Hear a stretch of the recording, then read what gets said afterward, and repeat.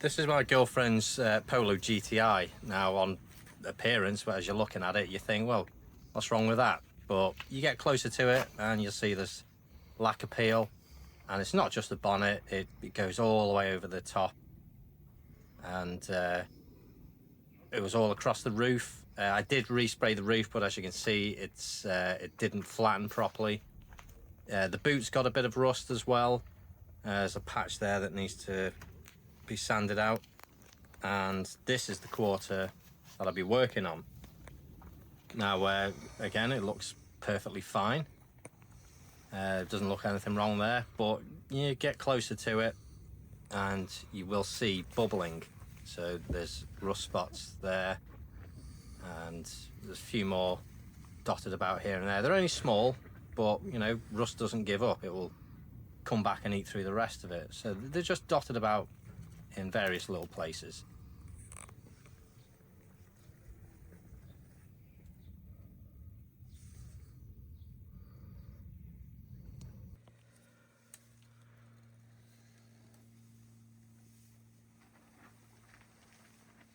All I'm doing here is circling all the rust spots that I can see, because sometimes when you're sanding, the dust blows over the area and you can't see where they are. So it's easier just to mark out where they are, and then I know where to sand.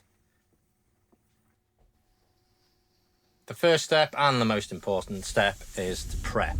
All I'm doing is putting a polythene sheet over the door, over the bonnet. I'm going to cover up the wheels, mask everywhere. Now, if this wasn't my girlfriend's car, if it was someone else's car, I'd probably take off the side skirt. As you can see, I've already masked that off. I'd take that off, and I'd probably try and take out any seals or anything like that that are in the way. But especially with like the rear bumper, I've taped off that bit. Ideally it would come off, but this I'm just taping the gap, and that'll do. I did take out the rear light because I want to get inside that joint.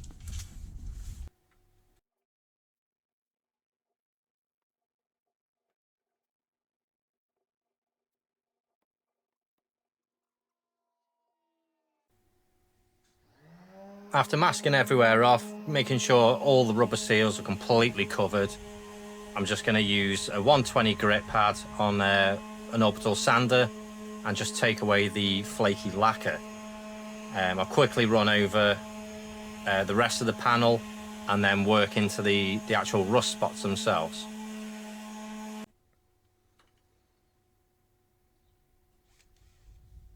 Because this has got rust bubbling, I'm using a little like a flap wheel, sanding wheel on a drill, and just grinding straight into the metal to get all the rust out, because it's all very well just sanding over the top, but the rust still remains. So I'll just grind all that out, and then I'll put some rust treatment in, and then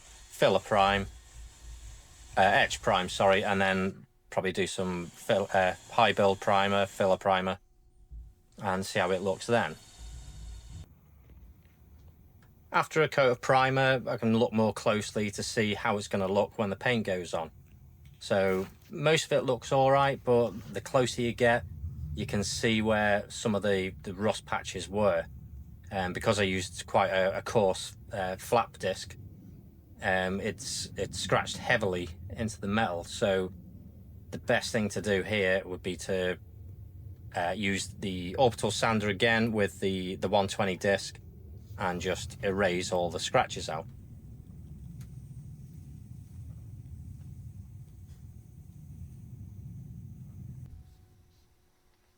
After sanding out the horrible bits, I've put more primer on, and it all looks pretty good. So the next thing to do was just use a 1500 sandpaper, bit of soapy water, and just get it all flat.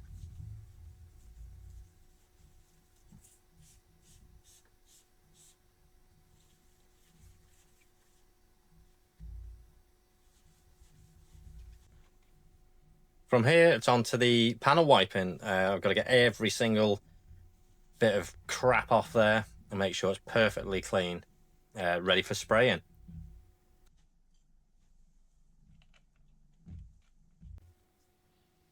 The first coat's just going to be a light coat, just to get it to grip to the body. Not full coverage, it's just a very light spray over the top of the primer and the rest of the body panel really.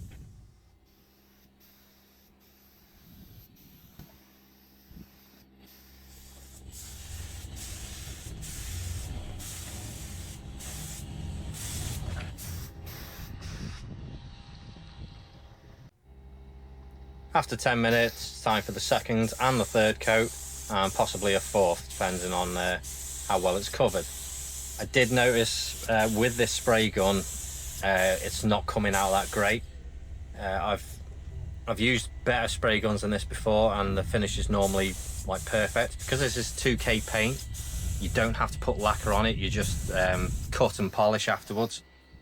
And you'll see in a second how bad the coverage is.